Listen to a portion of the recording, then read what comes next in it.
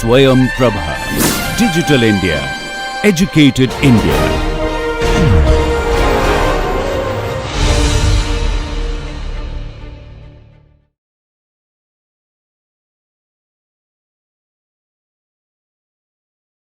Okay.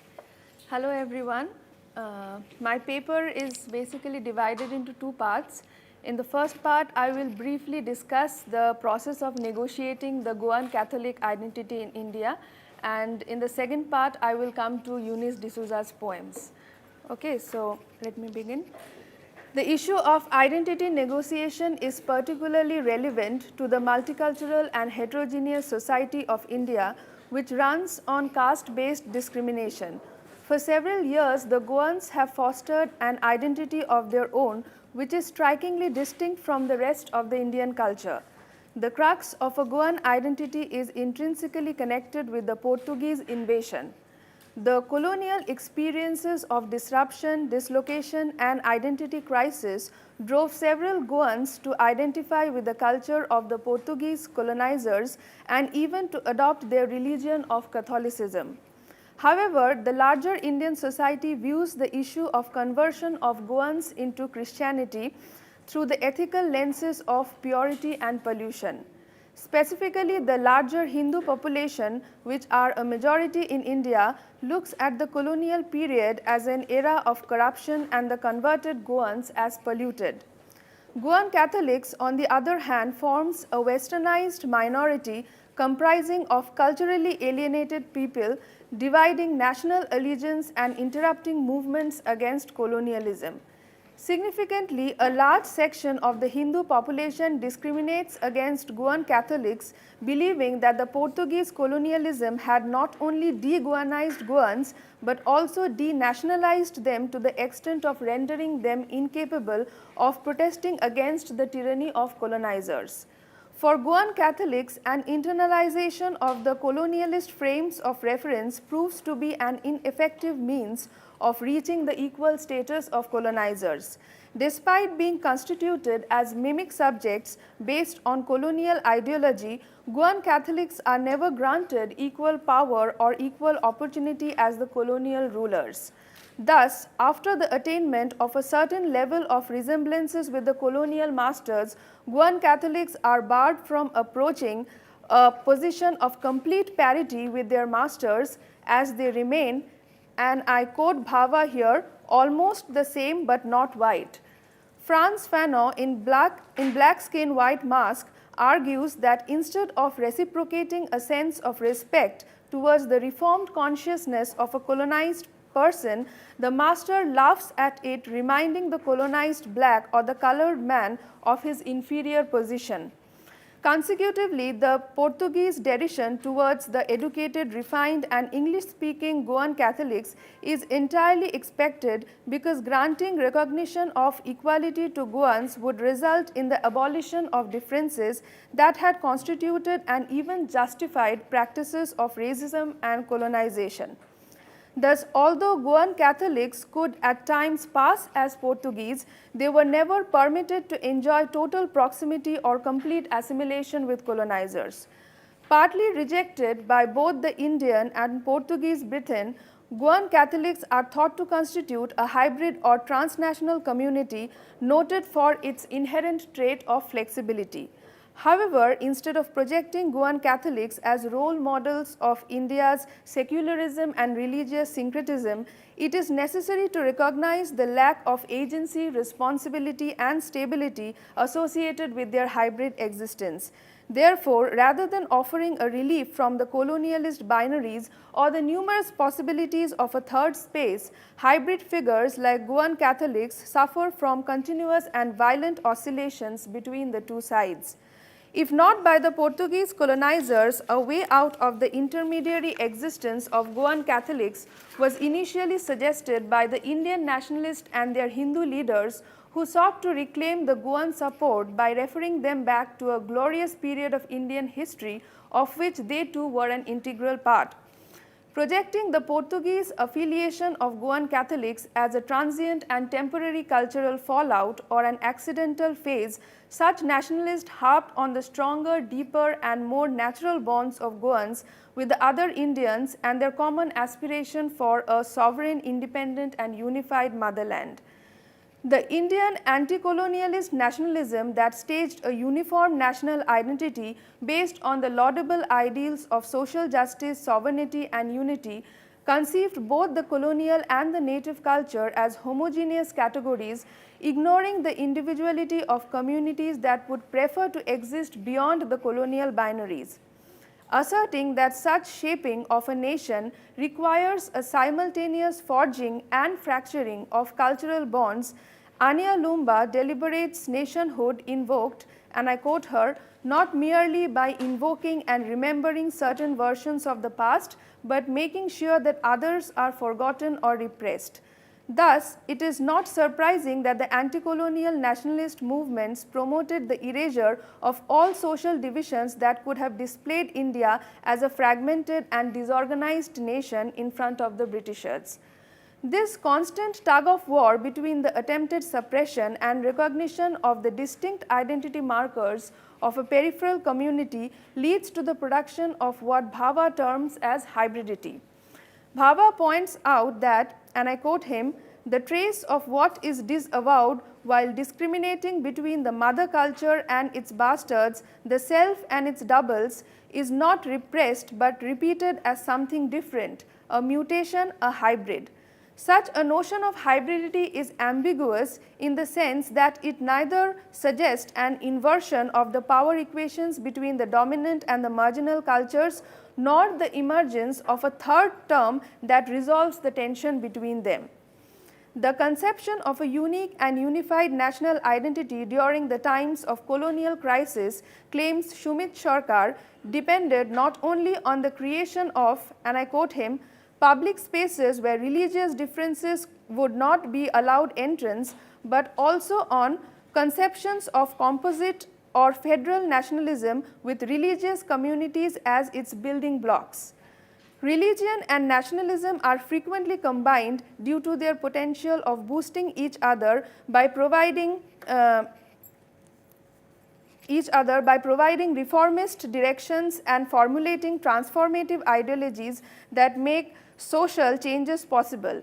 However, using the vocabulary of religion to define national goals can lead to conflict in countries like India, where there is more than one religious claimant to the national reality.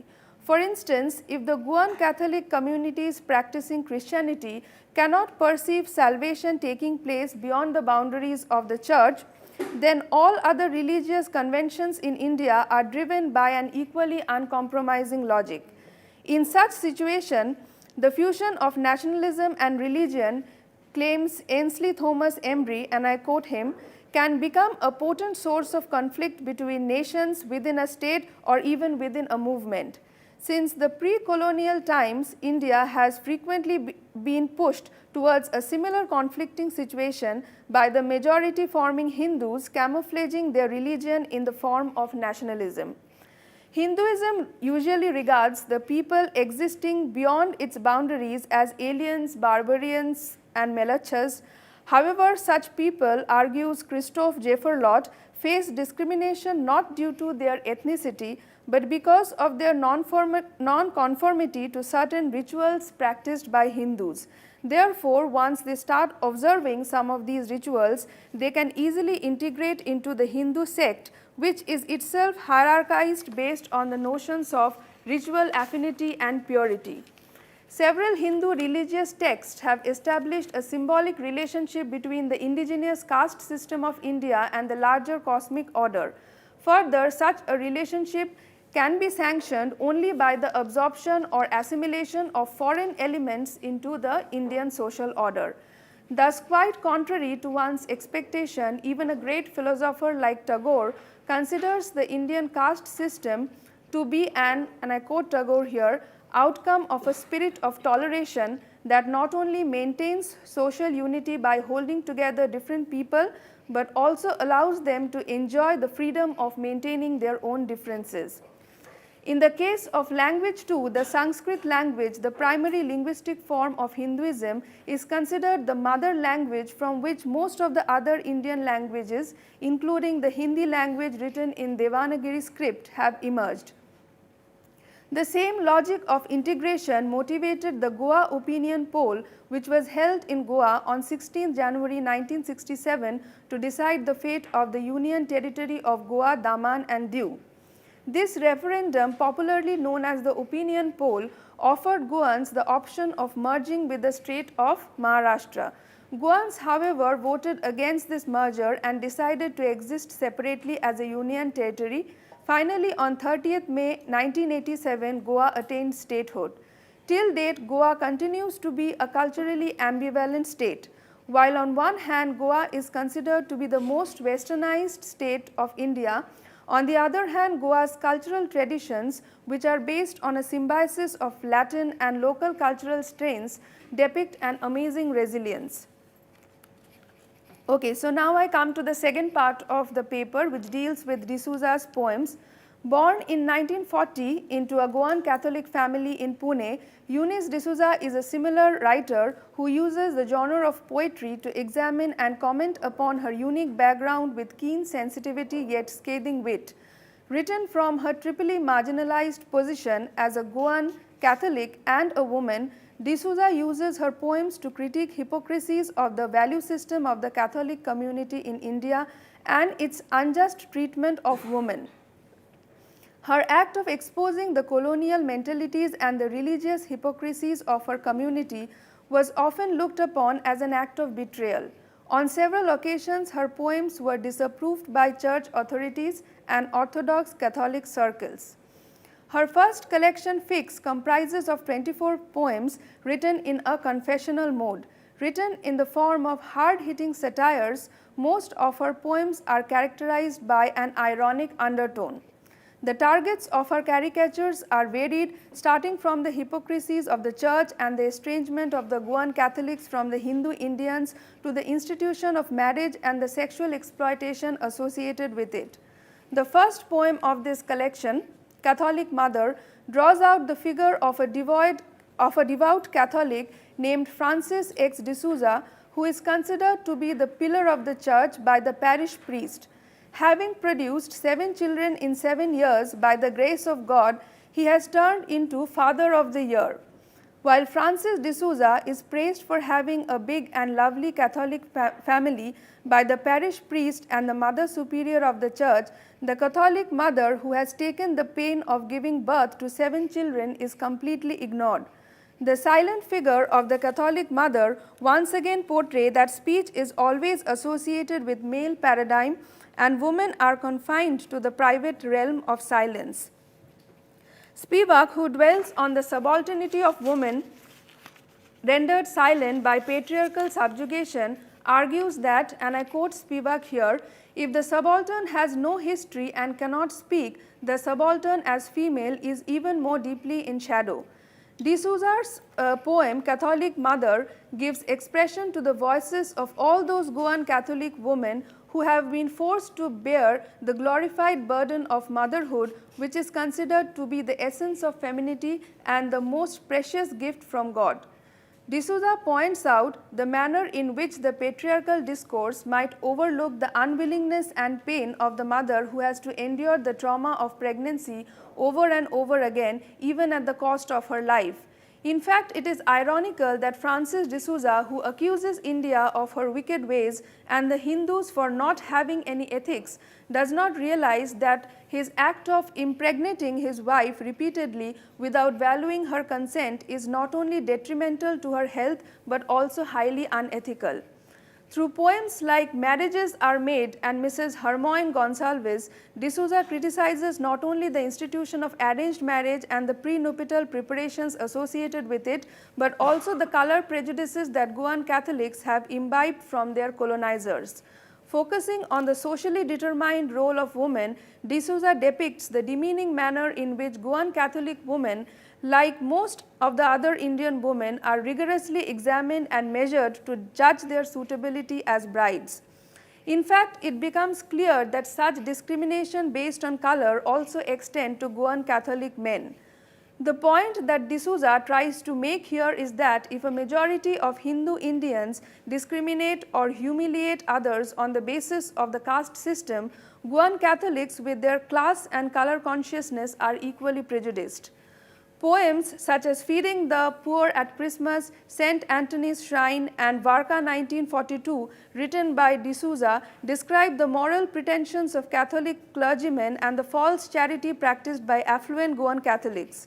In the poem Feeding the Poor at Christmas, D'Souza mocks the piety of the Christian community that assumes its greatness based on its small acts of charity. Adopting the self-critical stance by using the pronoun we, D'Souza derides such Goan Catholics who distribute insufficient resources and even humiliate the deprived in the name of aiding them. In the poem St. Anthony's Shrine, D'Souza portrays the hierarchical nature of even a religious place like the church, where the parish priest is as sexist as a common man and the bishop's opinion of a person is dependent on the donations he receives in return. In the poem Varka 1942, D'Souza again attacks the lack of pure benevolence and compassion among Christians. In this poem, D'Souza illustrates how followers of the Catholic faith, which professes equality, discriminate against each other on the basis of wealth and status. Thus, despite the Archbishop's suggestion, the wealthy landlords of Varka do not allow the humble peasants to join them for worship in a common church. Just a short poem such as the conversation piece, in which D'Souza recalls her Portuguese-bred aunt mistaking a clay Shiva Lingam to be an ashtray, is striking enough to display the sense of alienation felt by many Goan Catholics towards the Hindu India. One must realize that D'Souza's primary purpose of exposing such shortcomings of her religion, Christianity, is to dismantle its assumed perfection, which motivates Goan Catholics to harbor feelings of intolerance or even disdain towards the other religions of India, especially Hinduism. By depicting institutions associated with Christianity to be as hierarchized, irrational, and self-centered as any religion in India, D'Souza entreats her community to venture beyond the circle of its false superiority and identify with the nation as a whole. In poems such as Idyll and Songs of Innocence, D'Souza establishes the folly of Goan Catholics trying to locate a sense of home in their colonial past. Visualizing the colonial past of Goa as an idyllic space, these poems address the Goan Catholic community's ambivalence regarding home and belongingness. Idyll is a highly sarcastic poem that envisages the colonial past of Goa as an ideal world, although in reality it aims to convey an entirely opposite image. In part 4 of the Songs of Innocence, D'Souza describes herself searching for roots and revisiting childhood days of innocence, only to find the caretaker dead and white ants burrowing the portrait of her grand aunt clothed in cobwebs. By depicting the futility of her backward journey through this poem, D'Souza hopes to discourage Goan Catholics from continually relating themselves to the colonial past in the quest for stability and ancestral authenticity. One must understand that D'Souza's primary motive behind besmirching history is to ensure that Goan Catholics do not keep themselves aloof from the present Indian existence under the pretext of their past legacies. D'Souza asserts the importance of contemplating an existence beyond such narrow boundaries of belongingness also in poems like D'Souza Prabhu. By refusing to delve deeper down and discover whether she is really D'Souza Prabhu, that is a Catholic Brahmin, D'Souza turns down the nostalgic and restrictive way of belonging to a particular community, even though it might allow her to enjoy the best of both worlds in India. It no longer matters to her whether her name is Greek, her surname Portuguese, or her language alien, as she now knows the bitter truth that her very existence was unwanted. So be it biological, communal, or linguistic, D'Souza wants to do away with a sense of category altogether. Protesting against the random practice of defining and hence categorizing the Indian culture, in an interview with Anjali Narlekar, D'Souza asserts that, and I quote her, "Indian doesn't exclude me, My blood boils when I hear Indians talking about Indian culture. This is a primitive impulse. Finding something coherent and limiting and saying this is Indian culture and everybody else is excluded. One must understand that by imploring Goan Catholics to look beyond their trifling perspective, D'Souza does not profess an absolute dissolution of their identity.